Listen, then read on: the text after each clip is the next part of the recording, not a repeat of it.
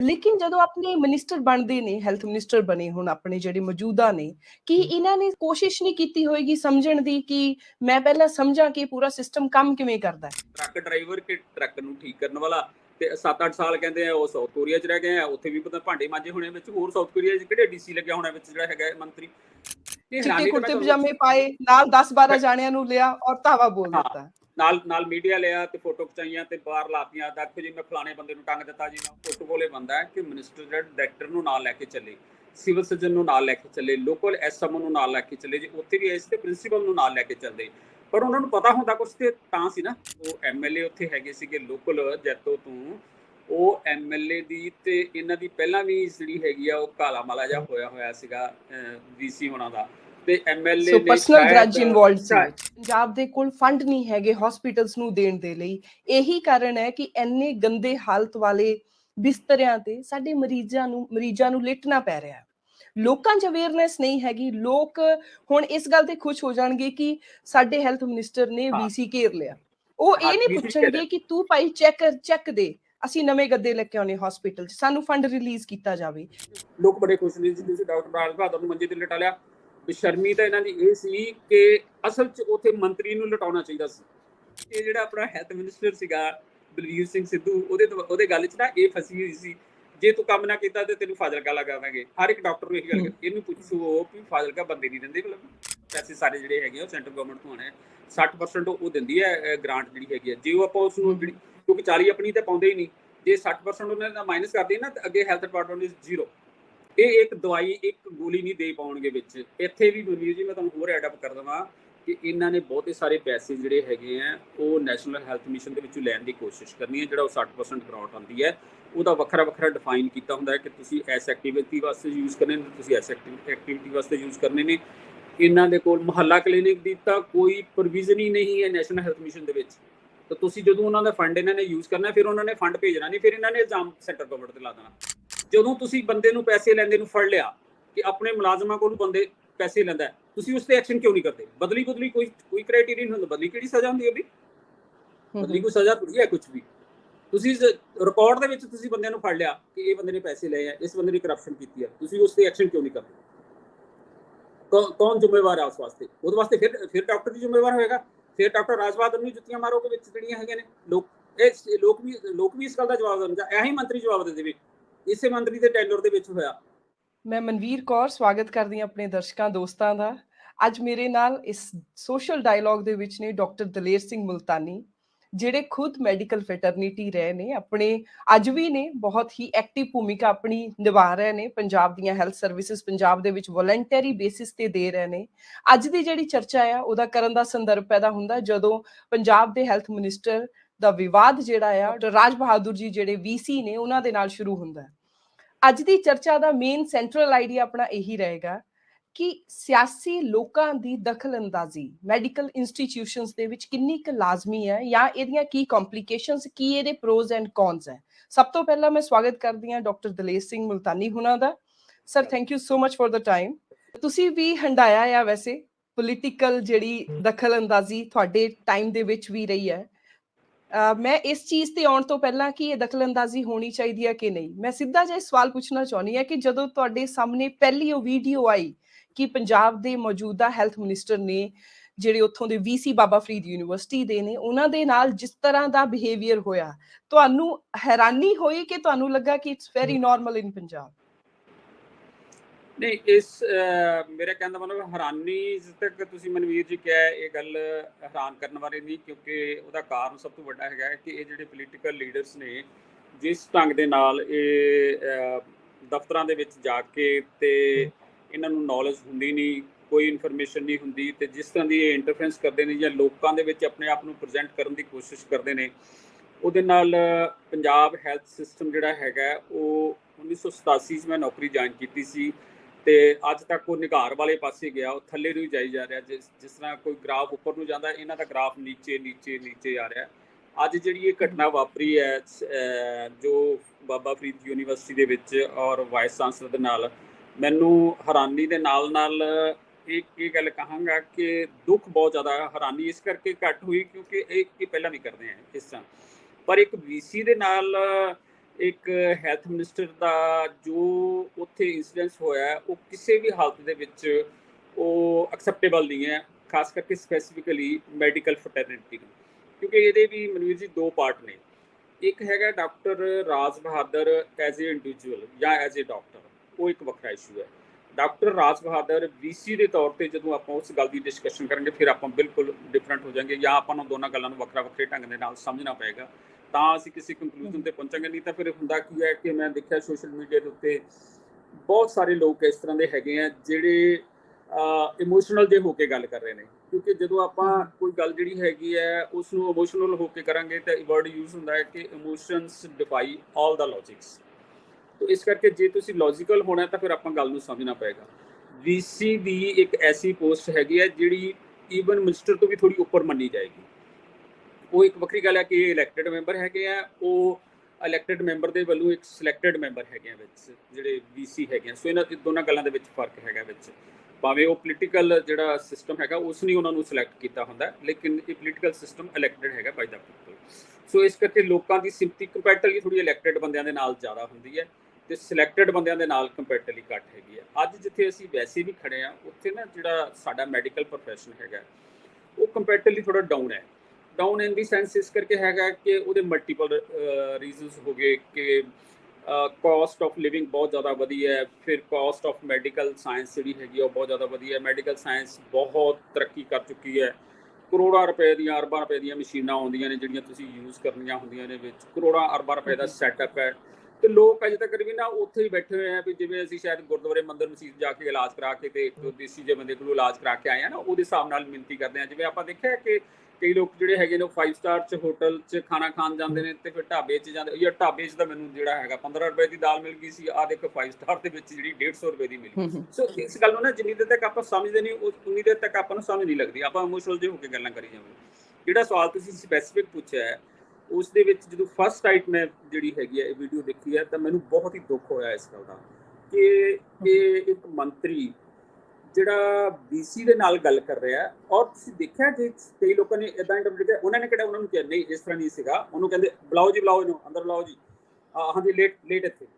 ਜੇ ਉਹ ਬਾਈ ਤੁਸੀਂ ਦੇਖਿਆ ਉਹਦਾ ਹੱਥ ਵੀ ਕਿਵੇਂ ਜਾਂਦਾ ਸੀਗਾ, ਜੇ ਜਿਹੜਾ ਹੈਗਾ ਬੀਸੀ ਉਸ ਟਾਈਮ ਤੇ ਥੋੜਾ ਨਾ ਕਰਦਾ ਤੇ ਹੋ ਸਕਦਾ ਇਹਨਾਂ ਦੀ ਹੋਰ ਤਕਰਾਰ ਵੱਧਦੀ ਵਿੱਚ, ਪਰ ਉਹਨਾਂ ਦੇ ਵਿੱਚ ਵੈਸੇ ਬੀਸੀ 'ਚ ਇੰਨੀ ਜ਼ਿਆਦਾ ਹਿੰਮਤ ਨਹੀਂ ਹੈਗੀ। ਅਸੀਂ ਤਾਂ ਡਾਕਟਰ ਦੇ ਤੌਰ ਤੇ ਇਹ ਗੱਲ ਕਹਿੰਦੇ ਆ ਕਿ ਜੇ ਫਿਰ ਇਦਾਂ ਦੀ ਗੱਲ ਸੀ ਤੇ ਕਹਿੰਦਾ ਭਾਈ ਸਾਹਿਬ ਤੂੰ ਇਹ ਲੇਟ ਲੈ ਕਿਉਂਕਿ ਜ਼ਿੰਮੇਵਾਰ ਤਾਂ ਤੂੰ ਹੈ। ਇਹਦੇ 'ਚ ਆਪਾਂ ਨੂੰ ਸਮਝਣ ਦੀ ਜ਼ਰੂਰਤ ਹੈਗੀ ਹੈ ਕਾਲਜਿਸ ਦਾ ਜਿਹੜਾ ਪੜ੍ਹਾਈ ਵਾਲਾ ਸੈਟਅਪ ਹੈ ਉਹ ਵੀਸੀ ਦੇ ਕੋਲ ਹੈ, ਔਰ ਜਿਹੜਾ ਮੈਡੀਕਲ ਕਾਲਜ ਨੂੰ ਚਲਾ ਰਿਹਾ ਉਹ ਪ੍ਰਿੰਸੀਪਲ ਚਲਾ ਰਿਹਾ ਹੁੰਦਾ ਜਾਂ ਉੱਥੇ ਮੈਡੀਕਲ ਹੁੰਦਾ, ਜਾਂ ਉਹ ਵਾਰਡ ਦੇ ਵਿੱਚ ਜਿਹੜਾ ਐਚਓਡੀ ਹੁੰਦਾ, ਜਾਂ ਉਹਦੇ ਥੱਲੇ ਜਿਹੜਾ ਹੈਗਾ, ਜਿਸ ਤਰ੍ਹਾਂ ਤੁਸੀਂ ਵੀ ਮੈਡੀਕਲ ਪ੍ਰੋਫੈਸ਼ਨ ਦੇ ਨਾਲ ਸੰਬੰਧਿਤ ਹੀ ਰਹੇ ਹੋ, ਵਿੱਚ ਉਹਦੇ ਥੱਲੇ ਨਰਸਿੰਗ ਸਟਾਫ ਹੁੰਦਾ ਹੈ, ਨਰਸਿੰਗ ਸਿਸਟਰ ਹੁੰਦੀ ਹੈ, ਮੈਟਰਨ ਹੁੰਦੀ ਹੈ। ਬਟ ਇਹ ਸਾਰੀਆਂ ਚੀਜ਼ਾਂ ਹੈਗੀਆਂ ਨੇ। ਜਿਹੜਾ ਵੀਸੀ ਹੈ ਉਹ ਡੇ ਟੂ ਡੇ ਵਰਕਿੰਗ ਦੇ ਵਿੱਚ ਨਹੀਂ ਹੁੰਦਾ। ਜੇ ਆਪਾਂ ਕੋਈ ਲੋਕ ਕਹਿੰਦੇ ਆ ਜੀ ਡਾਕਟਰ ਦਲੇਰ ਸਿੰਘ ਜੀ, ਇਹ ਗੱਲ ਸਾਡੇ ਮੰਤਰੀਆਂ ਨੂੰ ਸਮਝ ਨਹੀਂ ਆਉਂਦੀ। ਲਾਈਕ ਜਦੋਂ ਕਿਸੇ ਨੂੰ ਮੰਤਰੀ ਬਣਾ ਦਿੱਤਾ ਜਾਂਦਾ, ਯਸ ਲੋਕ ਚੁਣਦੇ ਆ, ਡੈਮੋਕ੍ਰੇਸੀ ਆ, ਇਹਦੀ ਖੂਬਸੂਰਤੀ ਇਹ ਆ ਵੀ ਕਿਸੇ ਨੂੰ ਵੀ ਕੋਈ ਅਹੁਦਾ ਲੋਕ ਦੇ ਦਿੰਦੇ ਆ। ਲੇਕਿਨ ਜਦੋਂ ਆਪਣੇ ਮਿਨਿਸਟਰ ਬਣਦੇ ਨੇ, ਹੈਲਥ ਮਿਨਿਸਟਰ ਬਣੇ ਹੁਣ ਆਪਣੇ ਜਿਹੜੇ ਮੌਜੂਦਾ ਨੇ, ਕਿ ਇਹਨਾਂ ਨੇ ਕੋਸ਼ਿਸ਼ ਨਹੀਂ ਕੀਤੀ ਹੋਏਗੀ ਸਮਝਣ ਦੀ ਕਿ ਮੈਂ ਪਹਿਲਾਂ ਸਮਝਾਂ ਕਿ ਪੂਰਾ ਸਿਸਟਮ ਕੰਮ ਕਿਵੇਂ ਕਰਦਾ, ਕਿ ਉਹਨਾਂ ਨੇ ਸੋਚਿਆ ਹੁੰਦਾ ਕਿ ਮੈਂ ਇਸੇ ਕਰਕੇ ਤੁਹਾਨੂੰ ਇਹ ਪੁੱਛਿਆ ਕਿ ਤੁਹਾਨੂੰ ਕਿੰਨੀ ਹੈਰਾਨੀ ਹੋਈ, ਕਿਉਂਕਿ ਇਹ ਤਾਂ ਪਹਿਲਾਂ ਵੀ ਹੁੰਦਾ ਰਿਹਾ। ਚਿੱਟੇ ਕੁੜਤੇ ਪਜਾਮੇ ਪਾਏ, ਨਾਲ 10-12 ਜਾਣਿਆਂ ਨੂੰ ਲਿਆ ਔਰ ਧਾਵਾ ਬੋਲ ਦਿੱਤਾ, ਨਾਲ ਮੀਡੀਆ ਲਿਆ ਤੇ ਫੋਟੋ ਖਿਚਾਈਆਂ ਤੇ ਬਾਹਰ ਲਾਤੀਆਂ, ਦੇਖੋ ਜੀ ਮੈਂ ਫਲਾਣੇ ਬੰਦੇ ਨੂੰ ਟੰਗ ਦਿੱਤਾ ਜੀ, ਮੈਂ ਉਸ ਨੂੰ ਟੰਗਦਾ। ਟੰਗੇ ਤਾਂ ਤੁਸੀਂ ਆਪ ਹੋਏ ਹੋ। ਇਹ ਇਹਨਾਂ ਲੋਕਾਂ ਦੀ ਬੇਸ਼ਰਮੀ, ਅਨਪੜ੍ਹਤਾ, ਹਰਾਸਮੈਂਟ, ਝੂਠ, ਰਿਸ਼ਵਤ, ਜਿਹਦੇ ਕਰਕੇ ਆਪਾਂ ਜਿਹੜੇ ਹੈਗੇ ਲੋਕ ਅੱਜ ਫਸੇ ਹੋਏ ਆ। ਇਹ ਕਿਸੇ ਵੀ ਚੀਜ਼ ਨੂੰ ਜਿਹੜਾ ਹੈਗਾ ਇਹ ਮੁੱਕਰ ਨਹੀਂ ਸਕਦੇ, ਰਿਕਾਰਡਡ ਹੈ। ਜੇ ਇੱਕ ਬੰਦੇ ਨੂੰ ਆਪਾਂ ਕਹਿ ਦਈਏ ਕਿ ਨਹੀਂ ਜੀ ਆ ਜਿਹੜਾ ਮੰਤਰੀ ਤੇ ਜੇ 10 ਦਿਨ ਹੀ ਹੋ ਗਏ ਇਹਨੇ ਰਿਸ਼ਵਤ ਕੀਤੀ, ਤੂੰ ਰਿਸ਼ਵਤ ਨਹੀਂ ਕੀਤੀ, ਜਿਹੜੇ 70 ਸਾਲ ਰਿਸ਼ਵਤ ਕਰਕੇ ਨੇ ਉਹ ਕੌਣ ਜ਼ਿੰਮੇਵਾਰ ਬਣ ਗਏ? ਡਾਕਟਰ ਤਾਂ ਉੱਥੇ ਦੇ ਉੱਥੇ ਬੈਠੇ ਹੈ। ਡਾਕਟਰ ਰਾਜ ਬਹਾਦਰ ਤਾਂ 2008 ਤੋਂ ਇੱਥੇ ਬੈਠੇ ਹੈ, 2014 ਤੋਂ ਇੱਥੇ ਬੈਠੇ ਹੈ। ਤੁਸੀਂ ਤਾਂ ਕਿੰਨੇ ਬੰਦੇ ਜਿਹੜੇ ਚੇਂਜ ਹੋਏ ਹੋ, ਕਿੰਨੀ ਰਿਸ਼ਵਤ ਤੁਸੀਂ ਕੀਤੀ ਹੋਈ, ਸਾਰਿਆਂ ਨੂੰ ਪਤਾ, ਤੁਹਾਡਾ ਰਿਕਾਰਡ ਦੇ ਵਿੱਚ ਆ ਰਿਹਾ। ਵਿੱਚੋਂ ਅੱਜ ਦੇ ਮੰਤਰੀ ਜਿਹੜਾ ਹੈਗੇ ਆ, ਜੇ ਤੈਨੂੰ 15 ਦਿਨ ਹੋ ਗਏ ਜੁਆਇਨ ਕੀਤੇ ਨੂੰ, ਤੂੰ ਪਹਿਲਾਂ ਡਿਪਾਰਟਮੈਂਟ ਨੂੰ ਕਦੀ ਸਮਝਣ ਦੀ ਕੋਸ਼ਿਸ਼ ਕੀਤੀ ਹੈ ਕਿ ਡਿਪਾਰਟਮੈਂਟ ਹੈ ਕੀ ਹੈ? ਤੇਰਾ ਆਪਣਾ ਕੰਮ ਤਾਂ ਜਿਹੜਾ ਹੈਗਾ ਉਹ ਮੈਂ ਸੁਣਿਆ ਸੀਗਾ ਪਤਾ ਨਹੀਂ ਕੋਈ ਟਰੱਕ ਡਰਾਈਵਰ ਕਿ ਟਰੱਕ ਨੂੰ ਠੀਕ ਕਰਨ ਵਾਲਾ, ਤੇ 7-8 ਸਾਲ ਕਹਿੰਦੇ ਆ ਉਹ ਸਾਊਥ ਕੋਰੀਆ 'ਚ ਰਹਿ ਗਏ ਆ, ਉੱਥੇ ਵੀ ਪਤਾ ਭਾਂਡੇ ਮਾਂਜੇ ਹੋਣੇ ਵਿੱਚ। ਹੋਰ ਸਾਊਥ ਕੋਰੀਆ 'ਚ ਕਿਹੜੇ ਡੀਸੀ ਲੱਗਿਆ ਹੋਣਾ ਵਿੱਚ ਜਿਹੜਾ ਹੈਗਾ ਮੰਤਰੀ? ਸਾਨੂੰ ਸਭ ਤੋਂ ਜ਼ਿਆਦਾ ਜਿਹੜੀ ਹੈਰਾਨਗੀ ਹੋ ਰਹੀ ਹੈ, ਜਿੱਥੇ ਗੁੱਸਾ ਆ ਰਿਹਾ, ਉਹ ਹੈਗਾ ਕਿ ਇੱਕ ਵੀਸੀ ਨੂੰ ਇਸ ਢੰਗ ਦੇ ਨਾਲ ਟ੍ਰੀਟ ਕਰਨਾ ਮੈਂ ਬਿਲਕੁਲ ਗਲਤ ਸਮਝਦਾ। ਔਰ ਇਹ ਵੀ ਕਹਾਂਗਾ ਕਿ ਮੁੱਖ ਮੰਤਰੀ ਨੂੰ ਇਸ ਗੱਲ ਦੇ ਉੱਤੇ ਪਹਿਲਾਂ ਫੋਕਸ ਕਰਨਾ ਚਾਹੀਦਾ ਹੈ ਕਿ ਜਿਹੜਾ ਮੰਤਰੀ ਬਣਾਇਆ ਉਹ ਅਸਲ 'ਚ ਕਰ ਕੀ ਰਿਹਾ ਵਿੱਚ, ਉਸ ਨੂੰ ਤੁਸੀਂ ਮੰਤਰੀ ਬਣਾ ਕੇ ਤੁਸੀਂ ਕੱਢ ਕੀ ਰਹੇ ਹੋ ਵਿੱਚ, ਔਰ ਉਹਨਾਂ ਲੋਕਾਂ ਨੂੰ ਤੁਸੀਂ ਬਦਨਾਮ ਕਰ ਰਹੇ ਹੋ ਜਿਨ੍ਹਾਂ ਕੋਲੋਂ ਤੁਸੀਂ ਕੰਮ ਲੈਣਾ ਹੈ। ਅੱਜ ਜਿਹੜਾ ਹੈਗਾ ਜਿਸ ਤਰ੍ਹਾਂ ਮੈਂ ਕਿਹਾ ਕਿ ਵੀਸੀ ਦਾ ਅਹੁਦਾ ਜ਼ਿਆਦਾ, ਉਸ ਦੇ ਨਾਲ ਜਿਹੜਾ ਬਾਕੀ ਸਾਰਾ ਸਟਾਫ ਹੈ ਉਹ ਕਿੰਨਾ ਡਿਮੋਰਲਾਈਜ਼ ਹੋਇਆ ਹੋਏਗਾ ਵਿੱਚ, ਕਿ ਸਾਡਾ ਮੰਤਰੀ ਸਾਡੇ ਕੋਲ ਆਣ ਕੇ ਸਾਨੂੰ ਕਹਿੰਦੇ ਬੈੱਡ ਦੇ ਉੱਤੇ ਲੇਟ, ਬੈੱਡ ਦੇ ਉੱਤੇ ਲੇਟਣਾ ਜਿਹੜਾ ਹੈ, ਲਟਾਉਣਾ ਬੈੱਡ ਚੰਗਾ ਹੈ ਮਾੜਾ ਹੈ ਬਾਅਦ 'ਚ ਦੇਖਿਆ ਜਾਏਗਾ ਅੱਜ ਤੱਕ, ਪਰ ਉਸ ਨੂੰ ਕਹੋ ਤੂੰ ਬੈੱਡ ਦੇ ਉੱਤੇ ਲੇਟ। ਨਾਲੇ ਮਨਵੀਰ ਜੀ ਇੱਕ ਹੋਰ ਬਹੁਤ ਵੱਡੀ ਗੱਲ ਹੈ ਕਿ ਡਾਕਟਰ ਜਿਹੜਾ ਹੈਗਾ ਜਦੋਂ ਵਾਰਡ ਵਿੱਚ ਜਾਂਦਾ ਹੈ, ਤੁਸੀਂ ਵੀ ਸ਼ਾਇਦ ਦੇਖਿਆ ਹੋਣਾ, ਤੁਹਾਡਾ ਵੀ ਇਸ ਗੱਲ ਦਾ ਐਕਸਪੀਰੀਅੰਸ ਹੋਣਾ ਮੈਡੀਕਲ ਪ੍ਰੋਫੈਸ਼ਨ ਦੇ ਨਾਲ ਸੰਬੰਧਿਤ ਹੋਣ ਕਰਕੇ, ਕਿ ਡਾਕਟਰ ਦਾ ਫੋਕਸ ਜਿਹੜਾ ਬਹੁਤਾ ਸਾਰਾ ਨਾ ਮਰੀਜ਼ ਤੇ ਹੁੰਦਾ ਹੈ, ਉਹਦੇ ਬੈੱਡ ਵੱਲ ਤੇ ਉਹਦੀ ਚਾਦਰ ਤੇ ਘੱਟ ਫੋਕਸ ਹੁੰਦਾ ਕੰਪੈਰੇਟਿਵਲੀ, ਕਿਉਂਕਿ ਉਹਦਾ ਸੰਬੰਧਿਤ ਪਾਰਟ ਹੁੰਦਾ ਹੈ ਕਿ ਮਰੀਜ਼ ਜਿਹੜਾ ਹੈਗਾ ਕਿੰਨਾ ਠੀਕ ਹੋਇਆ ਤੇ ਕਿੰਨਾ ਠੀਕ ਨਹੀਂ ਹੋਇਆ। ਉਹਨੇ ਉਹਦਾ ਕੋਈ ਬਹੁਤਾ ਲੰਬੇ ਚੌੜਾ ਜਿਹੜੀ ਸਫਾਈ ਵਾਲਾ ਕੰਮ ਹੈ ਉਹ ਸਾਰਾ ਜਿਹੜੀ ਉੱਥੇ ਸਟਾਫ ਹੁੰਦਾ ਥੱਲੇ ਵਾਲਾ ਸਟਾਫ, ਸਬੋਰਡੀਨੇਟ ਸਟਾਫ ਜਿਹੜਾ ਹੁੰਦਾ, ਉਸਨੇ ਉਹ ਸਾਰਾ ਸਿਸਟਮ ਜਿਹਾ ਦੇਖਣਾ ਹੁੰਦਾ ਹੈ ਕਿ ਬੈੱਡ ਐਕਚੁਅਲੀ ਠੀਕ ਵੀ ਹੈ, ਟੁੱਟਾ ਤਾਂ ਨਹੀਂ ਹੈ ਵਿੱਚ, ਉਹਦੇ ਥੱਲੇ ਇੱਟ ਰੱਖ ਕੇ ਸਿੱਧਾ ਤਾਂ ਨਹੀਂ ਕੀਤਾ ਹੋਇਆ, ਉਹਨੂੰ ਉਹ ਮੈਟਰੈਸ ਚੇਂਜ ਵੀ ਕਦੀ ਹੋਇਆ ਹੈ ਜਾਂ ਨਹੀਂ ਹੋਇਆ, ਚਾਦਰ ਕਿਵੇਂ ਚੇਂਜ ਹੋਈ ਹੈ, ਉੱਥੇ ਪਾਣੀ ਦਾ ਕੀ ਪ੍ਰਬੰਧ ਹੈ, ਸਫਾਈ ਦਾ ਕੀ। ਇਹ ਐਕਚੁਅਲੀ ਡਾਕਟਰ ਕੰਪੈਰੇਟਿਵਲੀ, ਮੈਂ ਇਹ ਨਹੀਂ ਕਹਿੰਦਾ ਕਿ ਡਾਕਟਰ ਨੂੰ ਨਹੀਂ ਦੇਖਣਾ ਚਾਹੀਦਾ, ਮੈਂ ਇਹ ਗੱਲ ਕਹਿ ਰਿਹਾ ਕਿ ਡਾਕਟਰ ਦਾ ਫੋਕਸ ਪੇਸ਼ੈਂਟ ਤੇ ਹੁੰਦਾ ਹੈ। ਔਰ ਜਦੋਂ ਅਸੀਂ ਘਰੋਂ ਵੀ ਚੱਲਦੇ ਹਾਂ ਨਾ, ਸਾਡਾ ਸੰਬੰਧ ਜਿਹੜਾ ਹੈਗਾ ਉਹ ਮਰੀਜ਼ ਨਾਲ ਹੁੰਦਾ ਹੈ ਕਿ ਯਾਰ ਕੱਲ ਮਰੀਜ਼ ਦੇਖਿਆ ਸੀ, ਉਹ ਪਤਾ ਨਹੀਂ ਕਿਵੇਂ ਦਾ ਹੋਇਆ ਹੈਗਾ, ਉਹ ਠੀਕ ਹੋਇਆ ਕਿ ਨਹੀਂ ਹੋਇਆ।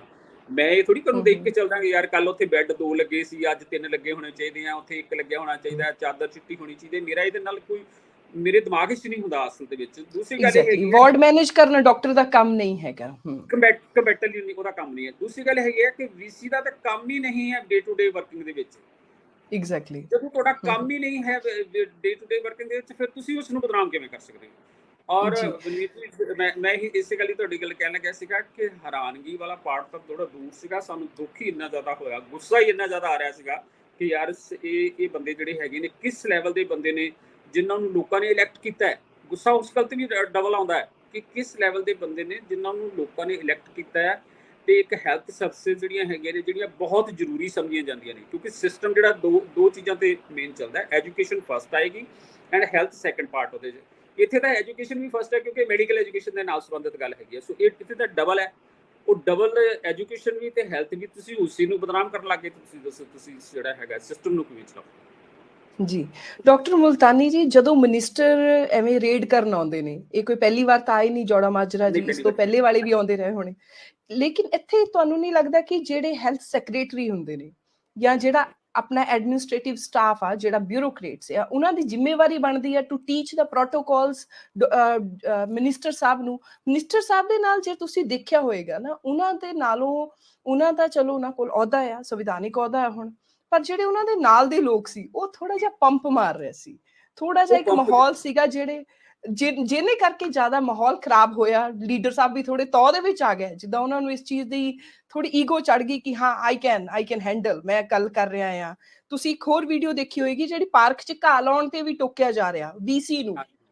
ਹਾਂਜੀ, ਉਹ ਵੀਸੀ ਦਾ ਕੰਮ ਨਹੀਂ ਉਹਦੇ 'ਚ। ਉਹਦਾ ਕਾਰਨ ਪਤਾ ਕੀ ਸੀ ਮਨਵੀਰ ਜੀ? ਉਹਦਾ ਕਾਰਨ ਇਹ ਸੀਗਾ ਕਿ ਜਿਹੜੇ ਬੰਦੇ ਨਾਲ ਸੀਗੇ ਨਾ ਵਿੱਚ, ਤੁਸੀਂ, ਤੁਹਾਡਾ ਵੀ ਸਵਾਲ ਹੁਣ 2 ਪਾਰਟ ਦੇ ਵਿੱਚ ਆ ਗਿਆ, ਮੈਂ ਦੋਨੇ ਐਕਸਪਲੇਨ ਕਰੂੰਗਾ ਤੁਹਾਨੂੰ।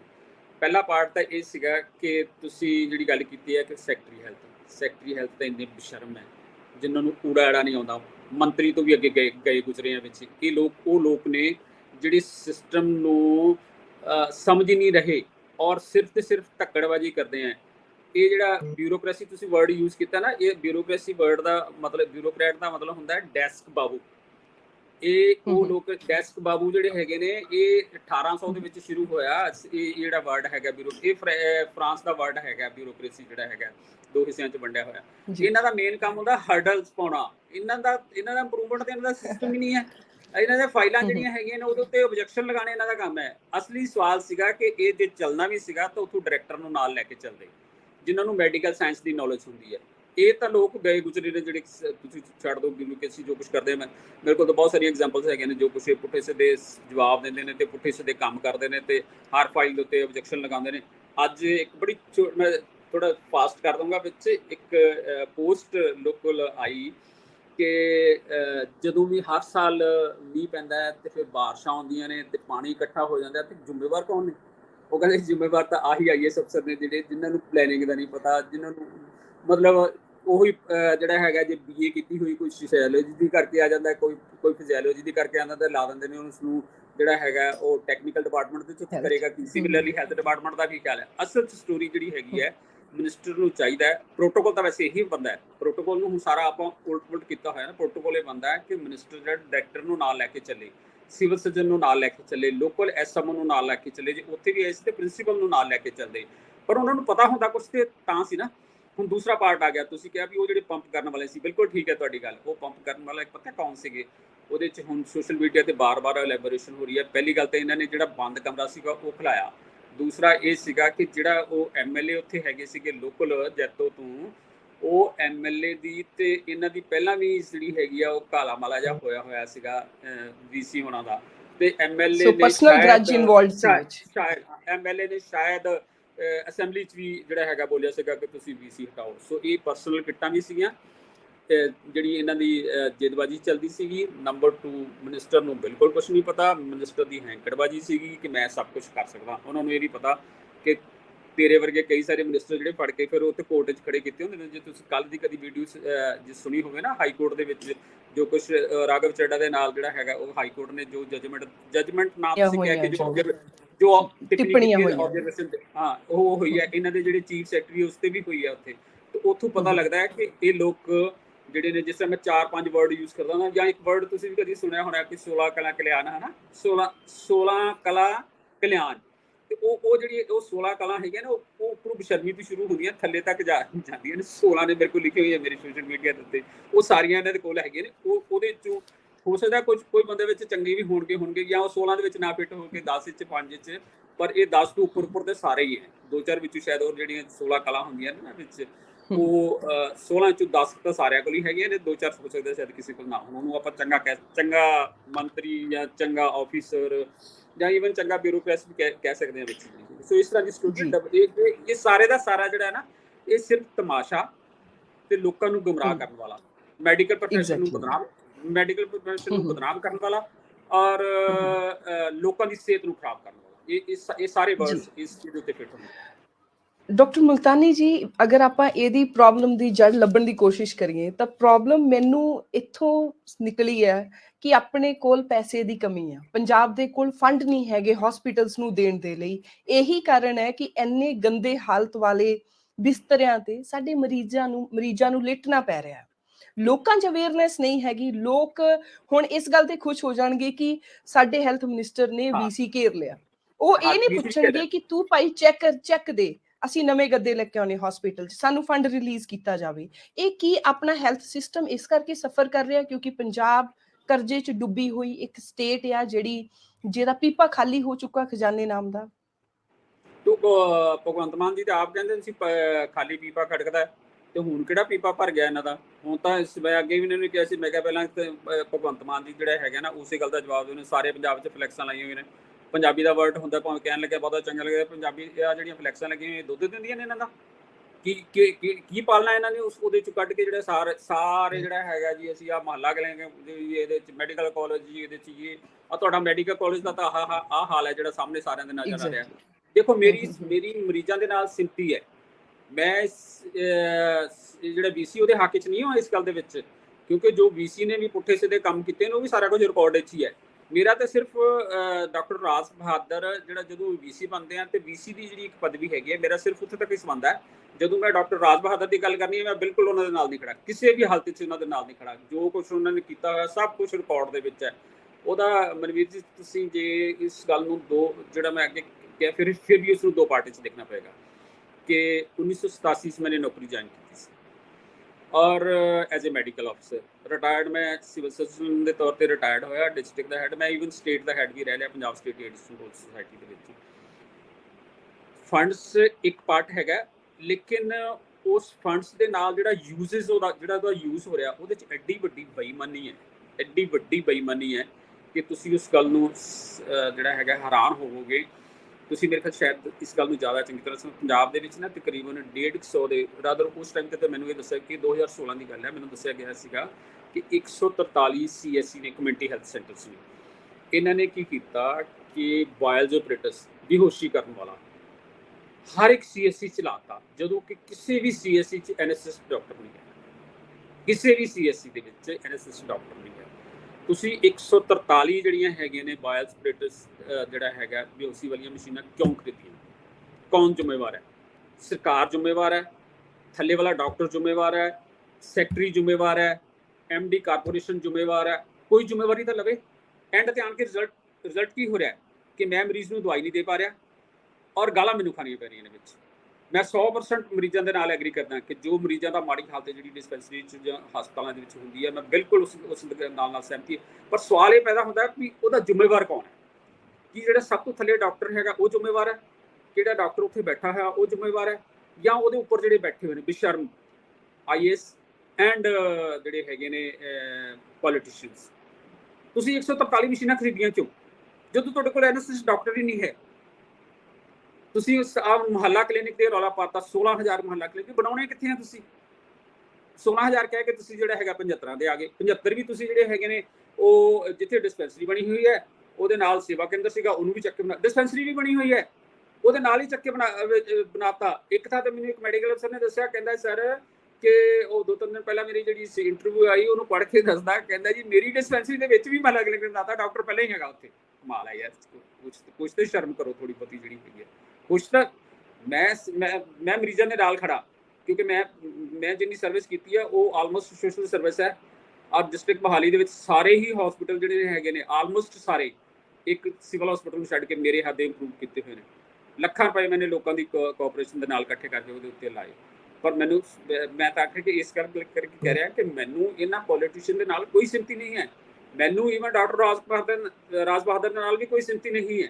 ਮੈਨੂੰ ਮਰੀਜ਼ਾਂ ਦੇ ਨਾਲ ਸਿੰਪਥੀ ਹੈ। ਪਰ ਸਵਾਲ ਇਹ ਹੈਗਾ ਕਿ ਮਰੀਜ਼ ਜਿਹੜੇ ਹੈਗੇ ਨੇ ਗਾਲਾਂ ਬਜਾਏ ਕਿ ਉਹਨੂੰ ਮੰਤਰੀ ਨੂੰ ਕੱਢੀ ਜਾਂਦੇ ਆ ਡਾਕਟਰ ਨੂੰ। ਡਾਕਟਰ ਨੇ ਥੋੜੀਆਂ ਜਿਹੜੀਆਂ ਮਸ਼ੀਨਾਂ ਖਰੀਦੀਆਂ ਸੀਗੀਆਂ, ਡਾਕਟਰ ਥੋੜੀ ਮੁਹੱਲਾ ਕਲੀਨਿਕ ਬਣਾ ਰਿਹਾ ਹੁਣ। ਡਾਕਟਰ ਨੇ ਥੋੜੀਆਂ ਤੁਹਾਡੀਆਂ ਕੁਰਸੀਆਂ ਖਰੀਦੀਆਂ ਸੀਗੀਆਂ, ਡਾਕਟਰ ਕੋਲ ਤਾਂ ਇੱਕ ਪੰਜੀ ਨਹੀਂ ਹੈ। ਡਾਕਟਰ ਰਾਜ ਬਹਾਦਰ ਜਿਹੜਾ ਹੈਗਾ ਉਹਨੂੰ ਤੁਸੀਂ ਪੈਸਾ ਦੇਖੋ ਦਿੱਤਾ ਨਹੀਂ ਯੂਨੀਵਰਸਿਟੀ 'ਚ, ਤੁਸੀਂ ਕਹਿੰਦੇ ਤੁਹਾਡੇ ਗੱਦੇ ਖਰਾਬ ਹੈ। ਪਹਿਲੀ ਗੱਲ ਤਾਂ ਉਹ ਜ਼ਿੰਮੇਵਾਰ ਨਹੀਂ ਹੈ। ਦੂਸਰੀ ਗੱਲ ਇਹ ਹੈਗੀ ਹੈ ਕਿ ਤੁਸੀਂ ਦਿੱਤਾ ਹੀ ਕੁਛ ਨਹੀਂ, ਤੁਸੀਂ ਫਿਰ ਵੀ ਇਸ ਨੂੰ ਗਾਲਾਂ ਕੱਢੀਆਂ ਨੇ। ਲੋਕ ਬੜੇ ਖੁਸ਼ ਨੇ ਜੀ ਤੁਸੀਂ ਡਾਕਟਰ ਰਾਜ ਬਹਾਦਰ ਨੂੰ ਮੰਜੇ ਤੇ ਲਿਟਾ ਲਿਆ। ਬੇਸ਼ਰਮੀ ਤਾਂ ਇਹਨਾਂ ਦੀ ਇਹ ਸੀ ਕਿ ਅਸਲ 'ਚ ਉੱਥੇ ਮੰਤਰੀ ਨੂੰ ਲਿਟਾਉਣਾ ਚਾਹੀਦਾ ਸੀ। ਮੈਂ ਬਾਰ-ਬਾਰ ਇਹ ਗੱਲ ਕਰ ਰਿਹਾ ਕਿ ਮੁਹੱਲਾ ਕਲੀਨਿਕ ਅਗਰ ਨਾ ਚੱਲੇ ਤੇ ਇਸੇ ਮੰਤਰੀ ਨੂੰ, ਜਿੰਨੀ ਦੇਰ ਤੱਕ ਮੇਰੀ ਲਾਈਫ ਹੈਗੀ ਹੈ, ਮੈਂ ਹਰ ਵਾਰੀ ਕਹੂੰਗਾ ਤੂੰ ਲੇਟ ਇੱਥੇ ਪਹਿਲਾਂ ਵਿੱਚ ਤੈਨੂੰ ਲਿਟਾਉਣਾ ਚਾਹੀਦਾ, ਕਿਉਂਕਿ ਜੋ ਪਲੈਨਿੰਗ ਤਾਂ ਤੂੰ ਕੀਤੀ ਹੈ ਇੰਕਲੂਡਿੰਗ ਜਿਹੜੇ ਸੈਕਟਰੀ ਹੈਗਾ, ਕਿਉਂਕਿ ਡਾਇਰੈਕਟਰ ਨੂੰ ਪੁੱਛਦਾ ਹੀ ਕੋਈ ਨਹੀਂ ਪਿਆ ਕਿ ਮੁਹੱਲਾ, ਕਿਉਂਕਿ ਡਾਇਰੈਕਟਰ ਨੂੰ ਜੇ ਪੁੱਛਣਗੇ ਤਾਂ ਉਹ ਦੱਸੂਗਾ ਵੀ ਭਾਈ ਸਾਹਿਬ ਡਿਸਪੈਂਸਰੀ ਤੇ ਬਣੀ ਹੋਈ ਹੈ, ਇਹਦੇ 'ਚ ਹੁਣ ਨਵਾਂ ਡਾਕਟਰ ਕਿਵੇਂ ਬਿਠਾ ਦਈਏ ਸੀ, ਜਾਂ ਇਹ ਸੇਵਾ ਕੇਂਦਰ ਜਿਹੜਾ ਹੈਗਾ ਛੋਟਾ ਜਿਹਾ ਬਣਾ ਕੇ ਉਹਦੇ 'ਚ ਤੁਸੀਂ ਕੱਢਣਾ ਕੀ ਚਾਹੁੰਦੇ ਹੋ ਕਿ ਉਹਨੂੰ ਸਰਵਿਸ ਕਿਹੜੀ ਦੇਣੀ ਹੈ? ਸਪੈਸ਼ਲਿਸਟ ਡਾਕਟਰ ਤੁਸੀਂ ਨਹੀਂ ਦੇਣਾ ਵਿੱਚ, ਉਹਦੇ 'ਚ ਥੱਲੇ ਪ੍ਰੀਵੈਂਟਿਵ ਪ੍ਰਮੋਟਰ ਵਾਲਾ ਤੁਸੀਂ ਸਟਾਫ ਨਹੀਂ ਦਿੱਤਾ, ਤਾਂ ਫਿਰ ਤੁਸੀਂ ਦਿੱਤਾ ਕੀ ਹੈ ਉੱਥੇ? ਸੋ ਇਸ ਕਰਕੇ ਤੁਹਾਡੇ ਸਵਾਲ ਦਾ ਜਵਾਬ ਹੋ ਗਿਆ, ਇਹ ਲੋਕ ਜਿਹੜੇ ਪਿੱਛੋਂ ਤਮਾਸ਼ਾ ਦੇਖਦੇ ਨੇ, ਉਹਨਾਂ ਨੂੰ ਉਂਗਲਾਂ ਲਾਉਂਦੇ ਨੇ, ਸਣੇ ਉਹੀ ਬੰਦੇ ਜਿਹੜੇ ਹੈਗੇ ਆ। ਇਹਨਾਂ ਸਾਰਿਆਂ ਨੂੰ ਜਿਹੜੇ ਮੰਤਰੀ ਤੇ ਉਹਨਾਂ ਦੇ ਸੰਤਰੀ ਇੰਕਲੂਡਿੰਗ ਬਿਊਰੋਕ੍ਰੇਸੀ, ਇਹਨਾਂ ਨੂੰ ਇਹ ਜਿਹੜੇ ਗੰਦੇ ਬੈੱਡ ਹੈਗੇ ਨੇ ਇਹਦੇ ਤੇ ਇਹਨਾਂ ਨੂੰ ਲਟਾਉਣਾ ਚਾਹੀਦਾ ਹੈ, ਬਜਾਏ ਕਿ ਸਾਡੇ ਡਾਕਟਰ ਨੂੰ ਜਿਹੜੇ ਹੈਗਾ ਲਟਾਇਆ ਜਾਵੇ। ਡਾਕਟਰ ਵੀ ਜ਼ਿੰਮੇਵਾਰ ਹੈਗੇ ਨੇ, ਮੈਂ ਇਸ ਗੱਲ ਦੇ ਬਿਲਕੁਲ ਨਹੀਂ ਮੁਕਰ ਰਹਾ। ਮੈਂ ਡਿਸਪੈਂਸਰੀ ਦੇ ਵਿੱਚ ਆਪਣਾ ਮਨਵੀਰ ਜੀ ਡਿਊਟੀ ਕੀਤੀ ਹੈ, ਔਰ ਸਾਡੇ ਡਾਕਟਰ ਵੀ ਇਸ ਤਰ੍ਹਾਂ ਦੇ ਸੀਗੇ ਜਿਹੜੇ ਸ਼ਾਇਦ ਕਦੇ ਗਏ ਨਹੀਂ ਹੋਣਗੇ, ਕਿਉਂਕਿ ਸੀਨੀਅਰ ਅਫਸਰ ਸੀਗੇ ਇਹ ਆਪਣਾ ਮਾਲ ਲੈ ਕੇ ਮਹੀਨਾ ਲੈ ਕੇ ਖਾ ਜਾਂਦੇ ਸੀਗੇ। ਫਿਰ ਦੂਸਰੀ ਗੱਲ ਇਹ ਹੈਗੀ ਹੈ ਕਿ ਡਾਕਟਰ ਜਿਹੜਾ ਹੈਗਾ ਜੇ ਉਹ ਜਲੰਧਰ ਨੂੰ ਬਿਲੋਂਗ ਕਰਦਾ ਹੈ ਤੇ ਉਹਨੂੰ ਪਠਾਨਕੋਟ ਪੋਸਟ ਕਰ ਦੇਣਗੇ। ਕੌਣ ਕਰੇਗਾ? ਸੈਕਟਰੀ ਹੈਲਥ ਔਰ ਮਿਨਿਸਟਰ। ਡਾਇਰੈਕਟਰ ਨੂੰ ਤਾਂ ਪੁੱਛਦਾ ਨਹੀਂ ਉੱਥੇ ਕੋਈ ਵੀ। ਡਾਇਰੈਕਟਰ ਇਹਨਾਂ ਨੇ ਉਹ ਬੇਈਮਾਨ ਬੰਦੇ ਲਾਏ ਜਿਹੜੇ ਜਿਨ੍ਹਾਂ ਦੇ ਰਿਕਾਰਡਡ ਬੇਈਮਾਨੀ ਹੈ, ਉਹ ਤੁਸੀਂ ਡਾਇਰੈਕਟਰ ਲਾਉਂਦੇ ਹੋ। ਉਹ ਤੁਹਾਡੀ ਪੋਸਟਿੰਗ ਪਾਲਿਸੀ ਕੋਈ ਐਗਜ਼ਿਸਟ ਨਹੀਂ ਕਰਦੀ। ਤੁਸੀਂ ਜਦੋਂ ਡਾਕਟਰਾਂ ਨੂੰ ਤੰਗ ਕਰਦੇ ਹੋ, ਜਲੰਧਰ ਵਾਲੇ ਬੰਦੇ ਨੂੰ ਤੁਸੀਂ ਪਠਾਨਕੋਟ ਲਾਓਗੇ, ਉਹ ਕਿਵੇਂ ਕੰਮ ਕਰੇਗਾ? ਫਿਰ ਕੀ ਕੰਮ ਕਰੇਗਾ? ਬਿਲਕੁਲ ਡਾਕਟਰ ਮੁਲਤਾਨੀ ਜੀ, ਮੈਂ ਜੀ ਸਰ ਐਡ ਕਰ ਦਵਾਂ, ਪਿੱਛੇ ਜਿਹੜਾ ਆਪਣਾ ਹੈਲਥ ਮਿਨਿਸਟਰ ਸੀਗਾ ਬਲਵੀਰ ਸਿੰਘ ਸਿੱਧੂ, ਉਹਦੇ ਗੱਲ 'ਚ ਨਾ ਇਹ ਫਸੀ ਹੋਈ ਸੀ, ਜੇ ਤੂੰ ਕੰਮ ਨਾ ਕੀਤਾ ਤੇ ਤੈਨੂੰ ਫਾਜ਼ਿਲਕਾ ਲਗਾਵਾਂਗੇ। ਹਰ ਇੱਕ ਡਾਕਟਰ ਨੂੰ ਇਹ ਗੱਲ, ਇਹਨੂੰ ਪੁੱਛੋ ਵੀ ਫਾਜ਼ਿਲਕਾ ਬੰਦੇ ਨਹੀਂ ਦਿੰਦੇ, ਮਤਲਬ ਉੱਥੇ ਕੌਣ ਰਹਿੰਦਾ ਫਾਜ਼ਿਲਕਾ? ਉਹ ਵੀ ਬੰਦੇ। ਸੋ ਇਹਨਾਂ ਦੀ ਮਾਨਸਿਕਤਾ, ਜਿਹੜੀ ਆਪਾਂ ਗੱਲ ਕੀਤੀ ਸੀ ਨਾ ਵੀ ਕੌਣ ਜ਼ਿੰਮੇਵਾਰ ਹੈ, ਇਹ ਲੋਕ ਉਹ ਨੇ ਜਿਨ੍ਹਾਂ ਦੀ ਨਾ ਤਾਂ ਮਾਨਸਿਕਤਾ ਹੈ, ਕਿ ਮੈਂ ਇੰਪਰੂਵਮੈਂਟ ਕਰਨਾ ਹੈ, ਨਾ ਹੀ ਇਹਨਾਂ ਨੂੰ ਵਿਜ਼ਨ ਹੈ, ਨਾ ਹੀ ਇਹਨਾਂ ਦੇ ਕੋਲ ਕੋਈ ਨੌਲੇਜ ਹੈ, ਨਾ ਹੀ ਇਹਨਾਂ ਦਾ ਕੋਈ ਪ੍ਰੋਫੈਸ਼ਨਲ ਕੁਆਲੀਫਿਕੇਸ਼ਨ ਹੈ। ਤਾਂ ਫਿਰ ਹੈ ਕੀ ਹੈ, ਨਾ ਹੀ ਇਹਨਾਂ ਦੇ ਕੋਲ ਪੈਸਾ ਹੈ, ਨਾ ਹੀ ਇਹਨਾਂ ਕੋਲ ਪੈਸਾ। ਪੰਜਾਬ ਸਟੇਟ ਦੀ ਜਿਹੜੀ ਵਿੱਤੀ ਹਾਲਤ ਮਾੜੀ ਹੋਣ ਕਰਕੇ ਮੈਨੂੰ ਐਵੇਂ ਡਰ ਲੱਗਦਾ ਹੈ ਕਿ ਆਪਾਂ ਭੁਗਤ ਰਹੇ, ਆਪਣੇ ਮਰੀਜ਼ ਭੁਗਤ ਰਹੇ ਨੇ, ਲੋਕ ਭੁਗਤ ਰਹੇ ਨੇ।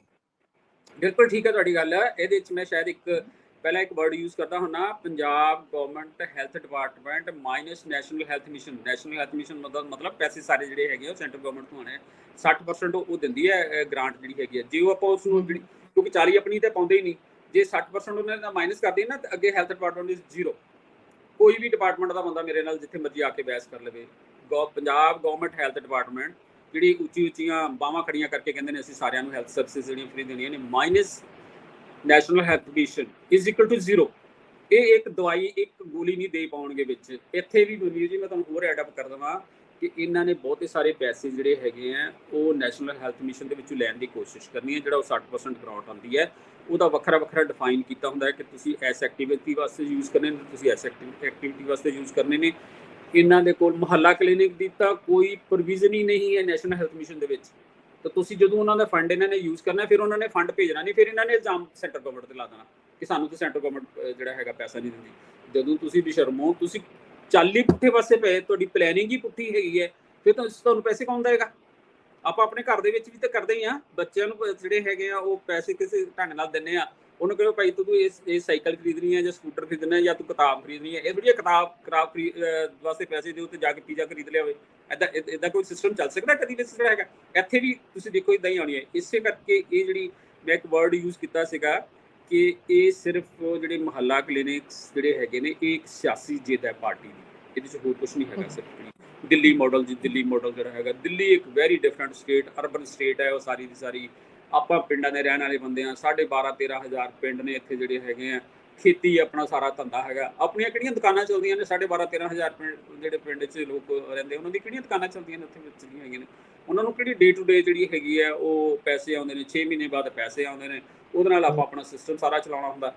ਸੋ ਇਸ ਕਰਕੇ ਪੈਸਾ ਬਹੁਤ ਵੱਡੀ ਗੱਲ ਹੈ। ਪੈਸੇ ਦਾ ਮਿਸਯੂਜ਼ ਬਹੁਤ ਜ਼ਿਆਦਾ ਹੈ। ਸਿਰਫ ਕੱਲਾ ਜਿਸ ਤਰ੍ਹਾਂ ਮੈਂ ਤੁਹਾਨੂੰ ਹੁਣ ਇੱਕ ਵਰਡ ਯੂਜ਼ ਕੀਤਾ ਸੀ ਨਾ ਕਿ ਬਾਇਓ ਆਪਰੇਟਰਸ ਜਿਹੜੀਆਂ, ਜਿੱਥੇ ਤੁਹਾਡੇ ਕੋਲ ਡਾਕਟਰ ਹੀ ਨਹੀਂ ਹੈਗਾ ਤੁਸੀਂ ਉੱਥੇ ਮਸ਼ੀਨਾਂ ਕਿਉਂ ਖਰੀਦੀਆਂ ਬਈ? ਜਿੱਥੇ ਤੁਹਾਨੂੰ ਪਤਾ ਕਿ ਤੁਹਾਡੀ ਡਿਸਪੈਂਸਰੀ ਬਣੀ ਹੋਈ ਹੈ, ਤੁਸੀਂ ਮੁਹੱਲਾ ਕਲੀਨਿਕ ਤੇ 20 ਲੱਖ ਰੁਪਏ ਕਿਉਂ ਲਾ ਰਹੇ ਹੋ? ਫਿਰ ਵਿੱਚ 20 ਲੱਖ ਦੀ ਤੁਸੀਂ ਪਹਿਲਾਂ ਵੀ ਇਸੇ ਚੈਨਲ ਤੇ ਮੇਰੇ ਨਾਲ ਗੱਲਬਾਤ 'ਚ ਕਿਹਾ ਸੀ ਚਿੱਟੇ ਹਾਥੀ। ਉਹ ਚਿੱਟੇ ਹਾਥੀ ਤਾਂ ਫਿਰ ਹੁਣ ਵੀ ਹੈਗੇ ਨੇ। ਤਾਂ ਹੁਣ ਇਹ ਮੁਹੱਲਾ ਕਲੀਨਿਕ ਵੀ ਬਣਾ ਰਹੇ ਨੇ, ਤਾਂ ਫਿਰ ਇਹ ਤਾਂ ਫਿਰ ਜ਼ਿਆਦਾ ਬੇਕਦਰੀ ਹੋ ਰਹੀ ਹੈ ਪੈਸੇ ਦੀ। ਸਿਆਸੀ ਜਿੱਦ ਤੇ ਲੋਕਾਂ ਨੂੰ ਗੁੰਮਰਾਹ ਕਰਨਾ, ਸਿਰਫ ਵੋਟ ਕੈਚ ਕਰਨੀ ਹੈ ਔਰ ਫੋਟੋ ਖਿਚਾ ਕੇ ਜਿਹੜੀਆਂ ਹੈਗੀਆਂ ਨੇ ਉਹ ਸਾਹਮਣੇ ਸਾਰਿਆਂ ਨੂੰ, ਜਿਵੇਂ ਫਲੈਕਸਾਂ ਲਾਈਆਂ ਹੋਈਆਂ ਨੇ, ਤੁਹਾਨੂੰ ਦੱਸਿਆ ਗਰੰਟੀ ਪੂਰੀ ਕਰਨੀ ਹੈ ਬਸ। ਹਾਂ ਕਿ ਅਸੀਂ ਆਹ ਕਰਤਾ ਜੀ, ਅਸੀਂ ਅੱਜ ਇਹਨਾਂ ਨੇ ਸਾਰਾ ਕੁਝ। ਮੈਂ ਕੱਲੀ ਇਸ ਸਰਕਾਰ ਦੀ ਗੱਲ ਨਹੀਂ ਕਰਦਾ ਕਿਉਂਕਿ ਇਹਨਾਂ ਨੂੰ ਅਜੇ ਤੱਕ ਥੋੜਾ ਸਮਾਂ ਹੋਇਆ, ਪਰ ਇਹਨਾਂ ਨੇ ਥੋੜੇ ਸਮੇਂ 'ਚ ਇੰਨਾ ਕੁਝ ਉਲਟ ਪੁਲਟ ਕਰ ਦਿੱਤਾ ਕਿ ਪਿਛਲਿਆਂ ਦੀ ਗੱਲਾਂ ਭੁੱਲੀ ਜਾਂਦੀਆਂ ਨੇ ਵਿੱਚ ਜਿਹੜੀਆਂ ਹੈਗੀਆਂ ਨੇ। ਉਹ ਮੈਂ ਨਾ ਪਿੱਛੇ ਜੇ ਇੱਕ ਚੈਨਲ ਤੇ ਗੱਲ ਕਰਦੇ ਕਿ ਅਸੀਂ, ਮੈਂ ਕਿਹਾ ਯਾਰ ਨਵੀਂ ਵਿਆਹੀ ਨੂੰਹ ਦੇ ਨਖਰੇ ਨਾਲੋਂ ਤਾਂ ਪੁਰਾਣੇ ਬਾਪੂ ਦੇ ਛਿੱਤਰ ਹੀ ਜ਼ਿਆਦਾ ਚੰਗੇ ਸੀਗੇ। ਸਾਥ ਸੀਗਾ ਇਹਨਾਂ ਦਾ। ਇਹਨਾਂ ਨੇ ਤਾਂ ਬਿਲਕੁਲ ਹੀ ਨਿਕੰਮਾਪਨ ਸ਼ੁਰੂ ਕਰਤਾ, ਬਿਲਕੁਲ ਹੀ ਨਿਕੰਮਾਪਨ। ਡਾਕਟਰ ਦਲੇਰ ਸਿੰਘ ਮੁਲਤਾਨੀ ਜੀ, ਆਲਮੋਸਟ ਲਾਸਟ ਸਵਾਲ। ਆਪਾਂ ਜਾਣਦੇ ਆ ਤੁਸੀਂ ਵਿੱਚ ਰਹੇ ਹੋ, ਤੁਸੀਂ ਹੰਡਾਇਆ ਵੀ ਆ ਮੈਡੀਕਲ ਸਿਸਟਮ ਦੇ ਵਿੱਚ ਜਿਹੜੀਆਂ ਪ੍ਰੋਬਲਮਸ ਆ, ਜਿਹੜੀਆਂ ਕੁਰੀਤੀਆਂ ਨੇ। ਪਰ ਜੇਕਰ ਆਪਣੇ ਕੋਲ ਪਹਿਲਾਂ 2 ਪਾਰਟੀ ਸਿਸਟਮ ਰਿਹਾ, ਕਾਂਗਰਸ ਅਕਾਲੀ ਦਲ ਬਾਰੋ-ਬਾਰੀ ਆਉਂਦੇ ਰਹੇ, ਹੁਣ ਆਪਣੇ ਕੋਲ ਇੱਕ ਨਵੀਂ ਸਰਕਾਰ ਆਈ, ਬਦਲਾਵ ਦੀ ਸਰਕਾਰ, ਬ੍ਰੈਂਡ ਨਿਊ ਸਰਕਾਰ।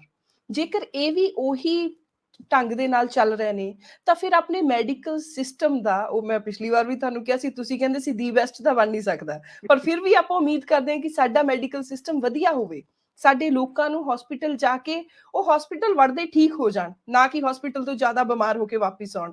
ਤਾਂ ਫਿਰ ਇਹ ਸਹੀ ਕਰੇਗਾ ਕੌਣ? ਨਾ ਕਾਂਗਰਸ ਕਰ ਪਾਈ, ਨਾ ਅਕਾਲੀ ਦਲ ਕਰ ਪਾਈ। ਕੀ ਹੁਣ ਆਮ ਆਦਮੀ ਪਾਰਟੀ ਸਿਰਫ ਪਪੂਲਿਸਟ ਸਲੋਗਨ ਤੇ ਹੀ ਚੱਲ ਰਹੀ ਹੈ ਔਰ ਹੈਗੀ ਇਹਨਾਂ ਦਾ ਹੀ ਰੂਪ ਆ ਕਾਂਗਰਸ ਔਰ ਅਕਾਲੀ ਦਲ ਦਾ? ਜੇ ਹੁਣ ਤੱਕ ਦੀ ਪਰਫਾਰਮੈਂਸ ਮੈਂ ਤੁਹਾਨੂੰ ਦੱਸਿਆ, ਜਿਸ ਤਰ੍ਹਾਂ ਤੁਹਾਡੇ ਸਵਾਲ ਤੋਂ ਪਹਿਲਾਂ ਸ਼ਾਇਦ ਮੈਂ ਤੁਹਾਨੂੰ ਜਵਾਬ ਦੇ ਚੁੱਕਿਆ ਹੋਇਆ ਕਿ ਨਵੀਂ ਨੂੰਹ ਦੇ ਨਖਰੇ ਨਾਲੋਂ ਪੁਰਾਣੇ ਬਾਪੂ ਦੇ ਛਿੱਤਰ ਚੰਗੇ ਸੀਗੇ। ਇਹ ਸਟੋਰੀ ਇੱਥੇ ਕੀ ਫਿੱਟ ਹੁੰਦੀ ਪਈ ਹੈ ਕਿ ਜੋ ਪਿਛਲੇ 4-5 ਮਹੀਨਿਆਂ ਦੀ ਜੋ ਪਰਫਾਰਮੈਂਸ ਹੈਗੀ ਹੈ ਉਹ ਪਿਛਲੀਆਂ ਸਰਕਾਰਾਂ ਦੇ ਨਾਲੋਂ ਵਸਟ ਹੈਗੀ ਹੈ ਜੋ ਹੁਣ ਦੀ ਘੜੀ ਹੋ ਰਹੀ ਹੈ। ਪਰ ਸਾਡਾ ਮਕਸਦ ਸਿਰਫ ਆਮ ਆਦਮੀ ਪਾਰਟੀ ਨੂੰ ਬਦਨਾਮ ਕਰਨਾ ਨਹੀਂ ਹੈ। ਮਕਸਦ ਜੇ ਮੈਂ ਪ੍ਰੋਫੈਸ਼ਨਲ ਹਾਂ ਤਾਂ ਮੇਰਾ ਮਕਸਦ ਵੀ, ਜਿਸ ਤਰ੍ਹਾਂ ਮੈਂ ਕਿਹਾ ਕਿ ਮੇਰੀ ਤਾਂ ਮਰੀਜ਼ਾਂ ਨਾਲ ਜ਼ਿਆਦਾ ਸਿਮਤੀ ਹੈ।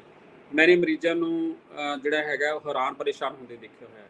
ਮੈਂ ਮਰੀਜ਼ਾਂ ਨੂੰ ਉੱਥੇ ਹਸਪਤਾਲ ਦੇ ਵਿੱਚ ਰੋਂਦੇ ਦੇਖਿਆ ਹੋਇਆ, ਮੈਂ ਸੜਕ ਤੇ ਜਿਹੜੇ ਹੈਗਾ ਡਿਲੀਵਰੀ ਜਿਹੜੀ ਹੁੰਦੀ ਹੋਈ ਦੇਖੀ ਹੋਈ ਹੈ। ਮੈਂ ਮਰੀਜ਼ ਨੂੰ ਰਾਤ ਨੂੰ ਇੱਕ ਸਿਰਿੰਜ ਲਿਆਉਣ ਵਾਸਤੇ ਰਾਤ ਨੂੰ 12 ਵਜੇ ਕਿ ਰਾਤ ਨੂੰ 11 ਵਜੇ ਸਿਰਿੰਜ ਲੈ ਕੇ ਆ ਤੇਰੀ ਸਾਡੇ ਕੋਲ ਹਸਪਤਾਲ 'ਚ ਸਿਰਿੰਜ ਨਹੀਂ ਹੈਗੀ, ਕਿ ਇਹ ਹਾਲਾਤ ਮੈंने ਦੇਖੇ ਹੋਏ ਆ ਸਾਰੇ। ਬਿਨਾਂ ਗੱਦੇ ਦੇ ਉੱਤੋਂ ਲੋਹੇ ਦੇ ਬੈੱਡ ਉੱਤੇ ਮਰੀਜ਼ ਜਿਹੜੇ ਹੈਗੇ ਪਏ ਹੋਏ ਮੈंने ਦੇਖੇ ਹੋਏ ਆ।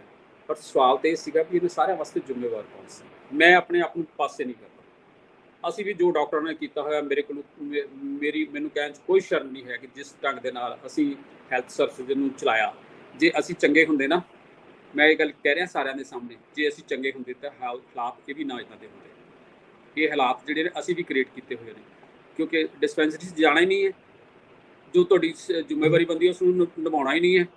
ਕਿੰਨੇ % ਡਾਕਟਰ ਹੈਗੇ ਨੇ, ਬਿਲਕੁਲ ਠੀਕ ਹੈ, ਕਿੰਨੇ % ਡਾਕਟਰ ਹੈਗੇ ਨੇ ਜਿਹੜੀ ਪ੍ਰੈਕਟਿਸ ਜਿਹੜੀ ਹੈਗੀ ਹੈ ਉਹ ਪ੍ਰਾਈਵੇਟ ਪ੍ਰੈਕਟਿਸ ਕਰਦੇ ਨੇ, ਔਰ ਕਿੰਨੇ % ਸਟਾਫ ਜਿਹੜਾ ਹੈਗਾ ਉਹ ਰੈਗੂਲਰ ਡਿਊਟੀ 'ਤੇ ਜਾਂਦਾ।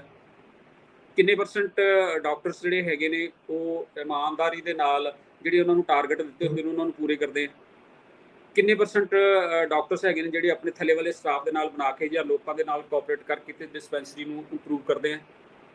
ਹਰ ਟਾਈਮ ਡੀਏ ਦੇ ਦਿਓ ਜੀ, ਸਾਨੂੰ ਤਨਖਾਹ ਦੇ ਦਿਓ ਜੀ, ਸਾਡਾ ਇਹ ਹੋ ਗਿਆ ਜੀ, ਸਾਡਾ ਉਹ ਹੋ ਗਿਆ, ਤੇ ਕੰਮ ਕਿਹਨੇ ਕਰਨਾ ਤੁਹਾਡਾ ਜਿਹੜਾ ਹੈਗਾ ਵਿੱਚ ਤੇ। ਪਰ ਉਹਨਾਂ ਸਾਰਿਆਂ ਦੇ ਉੱਪਰ ਸਭ ਤੋਂ ਵੱਡੇ ਬੇਈਮਾਨ, ਉਸ ਬੇਈਮਾਨੀ ਨੂੰ ਕਰਾਉਣ ਵਾਲੇ ਜਿਹੜੇ ਹੈਗੇ ਨੇ, ਇਹ ਬਿਊਰੋਕ੍ਰੇਸੀ ਤੇ ਪੋਲੀਟੀਸ਼ੀਅਨ, ਇਹ ਉੱਪਰ ਨਹੀਂ ਉਹਨਾਂ ਦਾ ਹੱਥ ਹੈ ਇਸ ਸਿਸਟਮ ਦੇ ਉੱਤੇ ਜਿਹੜਾ ਹੈਗਾ। ਜਿਸ ਤਰ੍ਹਾਂ ਮੈਂ ਤੁਹਾਨੂੰ ਕਿਹਾ ਕਿ ਬੰਦੇ ਡਾਕਟਰ ਨੂੰ ਕਹਿ ਦੇਣਾ ਜਾਂ ਸਟਾਫ ਹੋਰ ਵੀ ਥੱਲੇ ਹੋਰ ਆਪਣਾ ਕਿੰਨਾ ਲੰਬਾ ਚੌੜਾ ਸਟਾਫ ਹੈਗਾ, ਜੇ ਕੰਮ ਨਾ ਕੀਤਾ ਤੈਨੂੰ ਫਾਜ਼ਿਲਕਾ ਲਗਾ ਦਿਆਂਗੇ। ਇਹ ਕੋਈ ਕ੍ਰਾਈਟੀਰੀਆ ਫਿਕਸ ਹੁੰਦਾ?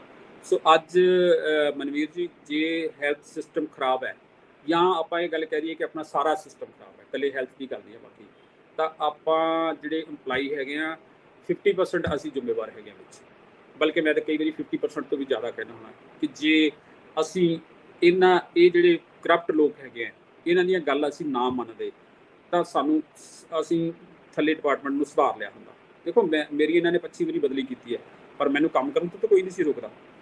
ਮੇਰੀ ਬਦਲੀ ਜਿਹੜੀ ਹੈਗੀ ਹੈ, ਇਹ ਨਹੀਂ ਸੀ ਹੁੰਦਾ ਕਿ ਮੇਰੇ ਅਗੇਂਸਟ ਕੋਈ ਕੰਪਲੇਂਟ ਸੀਗੀ। ਮੇਰੀ ਬਦਲੀ ਇਸ ਕਰਕੇ ਹੁੰਦੀ ਸੀ ਕਿ ਮੈਂ ਮਿਨਿਸਟਰ ਨੂੰ ਜਾਂ ਸੈਕਟਰੀ ਨੂੰ ਜਾਂ ਡਾਇਰੈਕਟਰ ਨੂੰ ਇਹ ਗੱਲ ਕਹਿੰਦਾ ਸੀਗਾ, ਭਾਈ ਸਾਹਿਬ ਇਹ ਜਿਹੜੀ ਪਾਲਿਸੀ ਬਣਾਈ ਹੈ ਇਹ ਥੱਲੇ ਫਿੱਟ ਨਹੀਂ ਹੋ ਰਹੀ, ਇਹ ਲੋਕ ਹਿੱਤ 'ਚ ਨਹੀਂ ਹੈ, ਇਸ ਨੂੰ ਚੇਂਜ ਕਰੋ ਤੁਸੀਂ।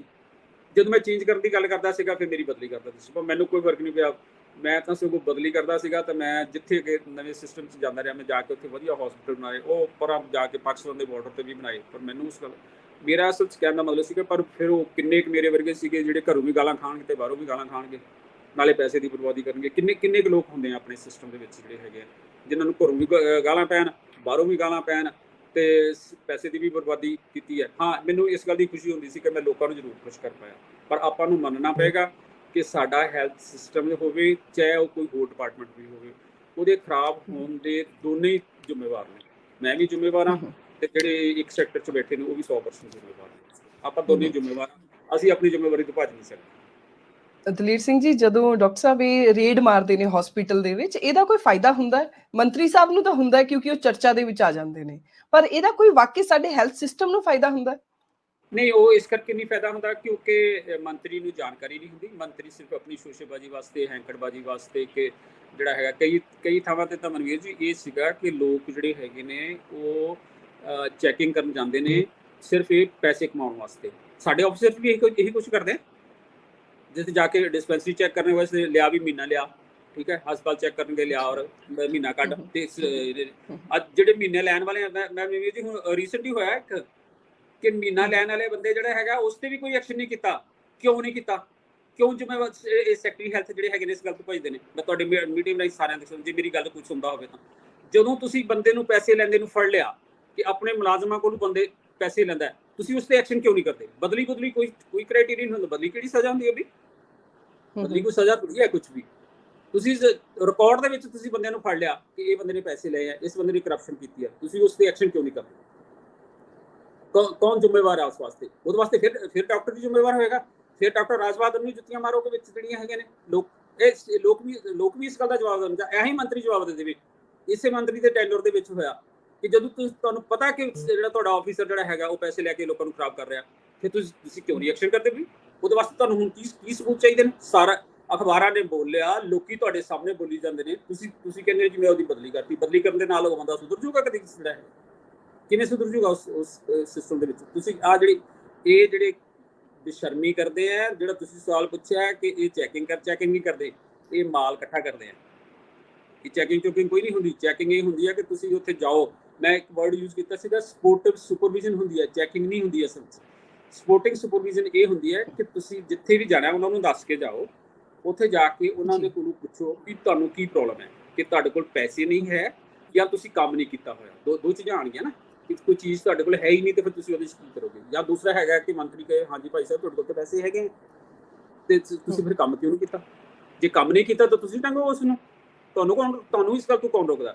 ਪਰ ਕਿਉਂਕਿ ਤੁਹਾਨੂੰ ਨੌਲੇਜ ਨਹੀਂ ਹੈਗੀ, ਤੁਸੀਂ ਪੈਸੇ ਦਿੱਤੇ ਨਹੀਂ ਹੁੰਦੇ, ਤੁਸੀਂ ਪੈਸੇ ਇਕੱਠੇ ਕੀਤੇ ਹੁੰਦੇ ਆ। ਮਾਲ ਚਾਹੀਦਾ ਤੁਹਾਨੂੰ। ਇਹ ਉਹ ਲੋਕ ਬੇਸ਼ਰਮ ਲੋਕ ਨੇ, ਕਿਉਂਕਿ ਮਾਲ ਵੀ ਦੋ ਤਰ੍ਹਾਂ ਇਕੱਠਾ ਹੁੰਦਾ ਨਾ, ਇੱਕ ਤਾਂ ਕੈਸ਼ 'ਚ ਇਕੱਠਾ ਹੁੰਦਾ, ਇੱਕ ਕਾਇੰਡ 'ਚ ਇਕੱਠਾ ਹੁੰਦਾ। ਕਿ ਇਹਨਾਂ ਨੂੰ ਦਬਾ ਕੇ ਰੱਖ ਲਓ, ਤੁਸੀਂ ਦਬਾ ਕੇ ਫਿਰ ਇਹਨਾਂ ਕੋਲ ਹੋਰ ਕੰਮ ਕਰਾ ਲਓ। ਅੱਜ ਜੋ ਕੁਛ ਤੁਸੀਂ, ਜੇ ਤੁਹਾਨੂੰ ਯਾਦ ਹੋਵੇ, ਤੁਸੀਂ ਇਸ ਮੀਡੀਆ ਦੇ ਵਿੱਚ ਮੇਰੇ ਕੋਲ ਸਵਾਲ ਪੁੱਛਿਆ ਸੀਗਾ ਕਿ ਇਹ ਸੈਕਸ਼ੂਅਲ ਹਰਾਸਮੈਂਟ ਹੁੰਦੀ ਹੈ, ਕਿ ਕਿਉਂ ਨਹੀਂ ਹੁੰਦੀ ਵੀ? ਉਹ ਕੈਸ਼ 'ਚ ਨਹੀਂ ਹੈਗਾ, ਕਾਇੰਡ 'ਚ ਹੈਗਾ। ਇਹ ਲੋਕ ਜਿਹੜੇ ਹੈਗੇ ਨੇ, ਜੋ ਕੁਛ ਬੇਸ਼ਰਮੀ ਕਰਦੇ ਨੇ, ਸਾਰਿਆਂ ਨੂੰ ਪਤਾ, ਕਿਸ ਨੂੰ ਨਹੀਂ ਪਤਾ ਇਸ ਗੱਲ ਦਾ ਉੱਤਾ। ਔਰ ਜਿਹੜਾ ਹੈਗਾ ਥੱਲੇ ਮਰੀਜ਼ ਜਿਹੜਾ ਹੈਗਾ ਉਹ ਪਿਸ ਰਿਹਾ। ਠੀਕ ਹੈ, ਮਰੀਜ਼ ਚੀਕਾਂ ਮਾਰਦੇ ਨੇ। ਜਿਹੜੀ ਮਰੀਜ਼ਾਂ ਦੀ ਹੁੰਦੀ ਕੜੀ, ਮੈਂ ਸਿਰਫ ਇੱਕ ਗੱਲ ਕਹੀ ਸੀ ਕਿ ਉਹਨਾਂ ਨੂੰ ਸਾਰੀ ਗੱਲ ਦਾ ਪਤਾ ਨਹੀਂ ਹੈ। ਜਿੰਨੀ ਕੁ ਗੱਲ ਦਾ ਉਹਨਾਂ ਨੂੰ ਪਤਾ, ਉਹ ਠੀਕ ਬੋਲ ਰਹੇ ਨੇ। ਉਹ ਗਾਲਾਂ ਕੱਢਣਗੇ, ਉਹ ਚਾਹੇ ਤੁਹਾਨੂੰ ਕੱਢਣ ਚਾਹੇ ਮੈਨੂੰ ਕੱਢਣ, ਕਿਉਂਕਿ ਉਹਨਾਂ ਨੂੰ ਗੱਲ ਦਾ ਤਾਂ ਪਤਾ ਨਹੀਂ। ਮਰੀਜ਼ ਨੂੰ ਤਾਂ ਸਿਰਫ ਆਪਣਾ ਪਤਾ ਕਿ ਮੈਂ ਯਾਰ ਉੱਥੇ ਗਿਆ ਸੀਗਾ ਤੇ ਮੇਰਾ ਇਲਾਜ ਨਹੀਂ ਹੋਇਆ। ਮਰੀਜ਼ ਦਾ ਤਾਂ ਸੰਬੰਧ ਇੱਥੇ ਕਿ ਨਾ, ਉਹਨੂੰ ਥੋੜੀ ਪਤਾ ਕਿ ਪੈਸੇ ਕਿੱਥੋਂ ਆ ਰਹੇ ਨੇ। ਮਰੀਜ਼ ਨੂੰ ਕੀ ਪਤਾ ਵੀਸੀ ਕੀ ਹੁੰਦਾ, ਪ੍ਰਿੰਸੀਪਲ ਕੀ ਹੁੰਦਾ, ਮੰਤਰੀ ਕੀ ਹੁੰਦਾ। ਬਸ ਮੰਤਰੀ ਦਾ ਸਿਰ ਮੋਟਾ ਜਿਹਾ ਹੁੰਦਾ, ਹਾਂਜੀ ਮੰਤਰੀ ਜੀ ਆ ਗਏ ਜੀ ਵਿੱਚ। ਜਿਹੜੇ ਹੈਗੇ ਮੰਤਰੀ ਸਭ ਤੋਂ ਵੱਡੇ ਹੁੰਦੇ ਨੇ, ਉਹਨਾਂ ਨੇ ਇਹ ਸੋਚਿਆ ਹੈ। ਉਹਨਾਂ ਨੂੰ ਪਤਾ ਨਹੀਂ ਵੀ ਮੰਤਰੀ ਤੋਂ ਉੱਪਰ ਵੀ ਕੋਈ ਮੰਤਰੀ ਹੁੰਦੇ ਆ। ਇਹ ਗੱਲ ਦਾ ਉਹਨਾਂ ਨੂੰ ਨਹੀਂ ਪਤਾ।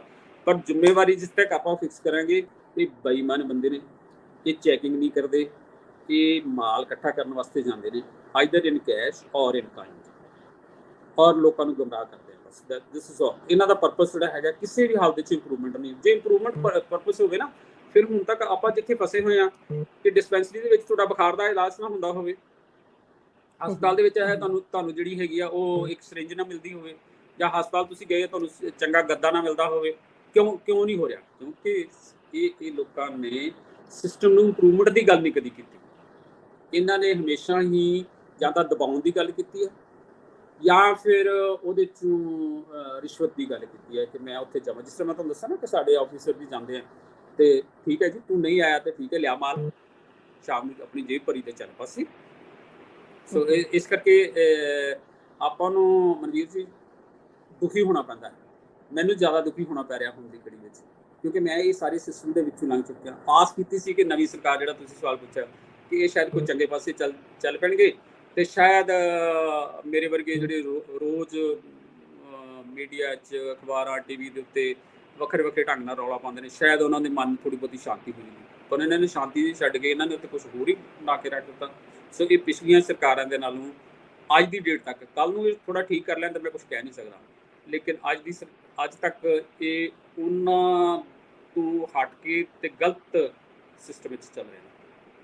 ਉਹਨਾਂ ਦੇ ਪੱਤ 'ਚ ਜੇ ਉਹਨਾਂ ਦੇ ਚੱਲਦੇ ਤਾਂ ਫਿਰ ਵੀ ਸ਼ਾਇਦ ਇਹਨਾਂ ਦਾ ਸਿਸਟਮ ਥੋੜ੍ਹਾ ਜਿਹਾ ਸੈਟਲ ਹੋ ਜਾਣਾ ਸੀ। ਇਹ ਤਾਂ ਬਿਲਕੁਲ ਹੀ ਜਿਹੜਾ ਹੈਗਾ ਉਹ ਸਿਸਟਮ ਨੂੰ ਤੈਸ਼ ਨੈਸ਼ ਕਰਨ 'ਚ ਲੱਗੇ ਹੋਏ ਆ। ਔਰ ਪੰਜਾਬ ਦੀ ਬਦਕਿਸਮਤੀ, ਮੈਂ ਆਈ ਐਮ ਥੈਂਕਫੁਲ ਕਿ ਤੁਹਾਡੇ ਵਰਗੇ ਮੀਡੀਆ 'ਚ ਲੋਕ ਜਿਹੜੇ ਹੈਗੇ ਨੇ, ਉਹ ਭਾਵੇਂ ਕਿਸੇ ਨੂੰ ਪਸੰਦ ਆਏ, ਆਪਣੀ ਇੰਟਰਵਿਊ ਜਿਹੜੀ ਸਾਰਿਆਂ ਨੂੰ ਪਸੰਦ ਆ ਜਾਣੀ ਹੈ, ਵਿੱਚ ਜਿਹੜੀ ਹੈਗੀ ਹੈ ਕਈ ਸਾਰੇ ਗਾਲਾਂ ਕੱਢਣਗੇ, ਚਲੋ ਕੱਢ ਲੈਣਗੇ, ਲੇਕਿਨ ਸੱਚ ਤਾਂ ਫਿਰ ਬੋਲਣਾ ਹੀ ਪਏਗਾ ਨਾ, ਕੋਈ ਨਾ ਕੋਈ ਤਾਂ ਸੱਚ ਬੋਲੇ। ਵਿਚਾਰ ਤਾਂ ਸਾਹਮਣੇ ਆ ਰਹੇ।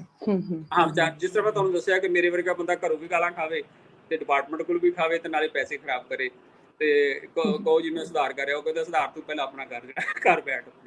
ਸੋ ਨਹੀਂ, ਤੁਹਾਡੀਆਂ ਗੱਲਾਂ ਨਾਲ ਬਹੁਤ ਅਵੇਅਰਨੈਸ ਲੋਕਾਂ ਦੇ ਵਿੱਚ ਆਏਗੀ ਸਰ। ਲੋਕਾਂ ਨੂੰ ਪਤਾ ਲੱਗੇਗਾ ਕਿ ਅਸਲ ਦੇ ਵਿੱਚ ਬਿਹਾਈਂਡ ਦਾ ਕਰਟਨਸ ਹੈ ਕੀ ਹੈ। ਇਹ ਗੱਲਬਾਤ ਬਹੁਤ ਵਧੀਆ ਸੀ। ਮੁੱਖ ਦੀ ਗੱਲ ਇਹ ਹੈ ਕਿ ਬਹੁਤ ਮਿਸ ਕੋਆਰਡੀਨੇਸ਼ਨ ਹੈਗੀ ਆ ਸਾਡੇ ਸਿਆਸੀ ਸਿਸਟਮ ਦੇ ਵਿੱਚ ਔਰ ਸਾਡੇ ਧਰਾਤਲ ਤੇ ਕੰਮ ਕਰਨ ਵਾਲੇ ਡਾਕਟਰਾਂ ਟੀਮਾਂ ਦੇ ਵਿੱਚ। ਡਾਕਟਰ ਦਲੇਰ ਸਿੰਘ ਮੁਲਤਾਨੀ ਜੀ, ਤੁਸੀਂ ਸਮਾਂ ਦਿੱਤਾ, ਤੁਹਾਡਾ ਬਹੁਤ ਬਹੁਤ ਧੰਨਵਾਦ।